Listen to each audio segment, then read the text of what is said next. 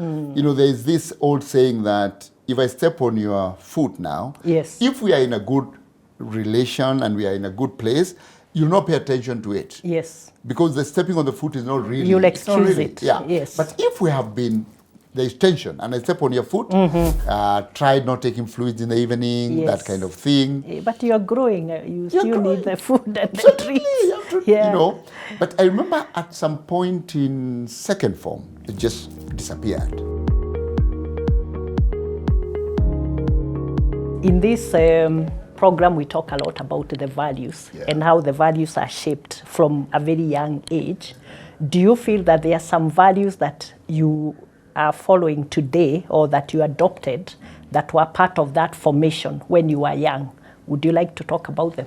Some of the values you developed in that environment when you're being brought up by your mom, with your siblings, your sisters are there, and all that. So the first thing was that my parents, especially my mother, because my father lived in Nairobi. Yes. He would trade in Nairobi and then come occasionally. So the person that we lived with was my mother. And my mother went to church every Sunday and we insisted we join Sunday school. So the value of the fear of a superpower, the fear of God, was right very early instilled in us. And therefore you always knew that whatever you're doing, God is watching. there's something else that's watching, and that's God. So wherever you are. So that brought in the value of integrity. That at any one time, whether you are in the open or alone, you must do the right thing. Yes. And I think that has stayed with me through and through. Yes. That integrity is, when a person of integrity is a person who does the same thing whether they are being seen, heard, or not. Yes. So I've carried that along. The next thing was social justice, which has been a big part of my life even after I've grown up. Yes. And social justice was because we were so many. So we saw how my mother shared the available resources between us. So equally. And also equally and equitably. Yes. Meaning that if one was weaker, was unwell, you got more food. Yes. So it was not necessarily equal, Equal, but also equitable. Yes. So depending on your circumstance. And that actually brought the view to me that people don't need to be, you don't just need to give equality, you need to give equity. That people need to get based on their circumstances. Okay. So we saw a lot of that. So coming. social justice has been part of me. The other thing was, friendliness and love between ourselves and our neighbors. Because what we saw, and generosity. The community living. Yeah. Because what we saw was that, our neighbors, whether they were my aunties or uncles, because all of us were around the same area, when there was something missing, you were sent across to the other house. You say, please go to so-and-so's and get some salt. Yes. And you just go and say, I've been sent for salt. No question. No questions You're asked. given salt and you go back. Tomorrow, that neighbor will come to your place. Exactly. I've actually run out of unga ya ugali, Yes.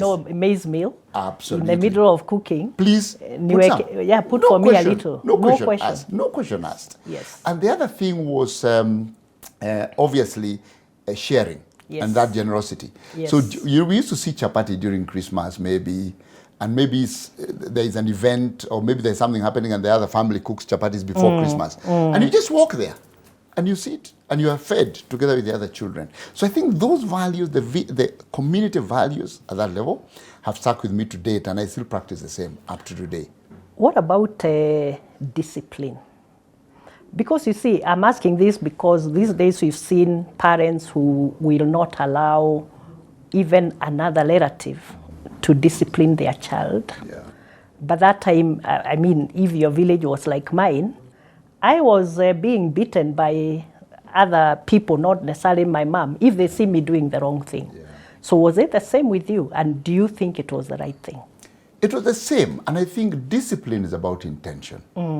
I always say that if you focus on the intention, not the action. The objective. And that is actually my way of life even now. There's this old saying that if I step on your foot now, if we are in a good relation and we are in a good place, you'll not pay attention to it. Yes. Because the stepping on the foot is not really. You'll excuse it. Yeah. Yes. But if we have been, there is tension, and I step on your foot, you will take it as if I'm doing so to annoy intentionally. you. Intentionally. Yes. So always focus on the intention, not the action. And the intention then for that community discipline was good, because these were your friends of the family, they were your friends, that you have seen their children grow, so they were doing it on behalf of your own good and your family's good. And the community. And the community good, the larger community good. So it was going on, it was the right thing because the intention was right. Now, if the intention was not right, because maybe there was a family feud, maybe there was family tension, then that needed to be handled. Yes, of course, at another level.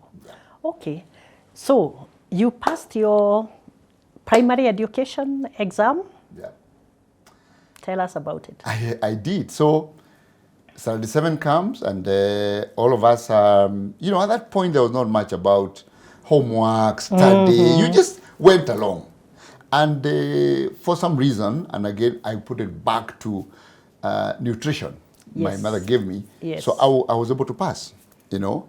And I got 32 points out of 36. Yes, that time the highest mark was 36. Was 36, so I got 32. Wow, well done. Yeah, I got 32. And I went, and then I was taken to Nyeri High School. And I went to Nyeri High School now for secondary school. And that was the first time, actually, that other than my mother going with me when I was young to Nairobi to see my father, follow up for school fees and go back, that's the first time now I was going to be away from home. From home. Yeah. And I was young. I was 14 when I went to Nyeri High School. At that point, still bedwetting. Yes, I was. Tell us about bedwetting. You know, because and I would like you, because we also have parents who are dealing with that as an issue with their kids, or the kids are under their guardianship. So first of all, what is the impact of bedwetting, and also is it a medical condition, and what can be done about it? Is there a solution to that? It's a complex issue, and in my own story, I had actually been bedwetting even when I was in primary school. But then you are home. You are at home, so it's not a big deal. It's not a big deal. Yes. Now, when you go to secondary school, you are in a dormitory. You are sharing, you know, a decker. Were you in a decker bed? I was in a decker bed. Oh, my goodness. Exactly, in a decker bed. And therefore, it starts to create some problems. Yes. And also, you want everyone to leave the dormitory before you wake up. So even if the boys are there, you wait for them to leave so that as soon as they leave, you can take your mattress and remove and take it outside. Yes. So it was quite it's emotionally stressful. Yes. It's emotionally stressful. And my mother tried a lot at that time. Took me to Nyeri PGH. We saw doctors. They say, this boy has no problem at all. This is just, it's going to go. So they tried several remedies. Yes. They said, you know, and I remember my mother buying for me and you remember money was scarce, but she had to spend money to buy an alarm clock. You know those ones that used to have two bells on the side and a ringer in the middle? Yes. So that I can put it on, so that it can wake me up to go to the washroom. Absolutely. You know, tried not taking fluids in the evening, that kind of thing. But you're growing. You still need the food and the treats. You know, but I remember at some point in second form, it just disappeared. Second, okay. Form two. Just disappeared. On its own. On its own.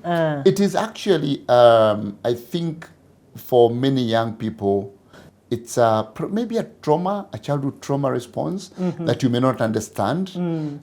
It is some psychological stress because it's kind of, what would I say? It happens in your dreams, kind of thing. Okay. And many parents may take it as if it's indiscipline or something, and therefore they punish the children and say, if you do this again, you will see. It actually needs to be handled very maturely. Yes. You know, in a process of acceptance, because it will go. It just goes on its own. Encouragement. And encouragement. It just goes on its own. Okay. So that was actually. So for most children, it will go. It will just go. Okay. It could delay. Yeah. Or it could, you know, some children won't have it. Some people it could delay. But it needs to be handled with a lot of maturity, accepted, and maybe you try whatever method you can. But it's not necessarily a sickness. Okay. It could be some psychological trauma underlying it.